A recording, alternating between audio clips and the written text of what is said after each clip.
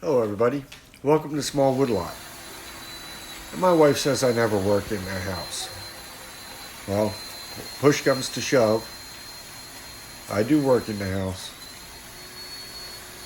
Here I am cutting some firewood, bucket up a couple of smaller logs because they were too long for the fireplace on a rainy, wet, cold day on April the 3rd, 2024.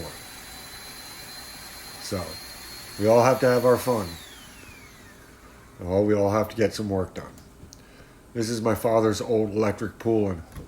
And it's nice to know that something can be used indoors, even if it's not my go-to saw. But you gotta do what you gotta do. Talk to you all later.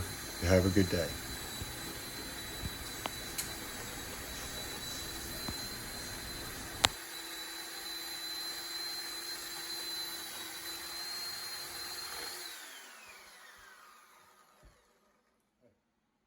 Nothing like cutting kitchen firewood.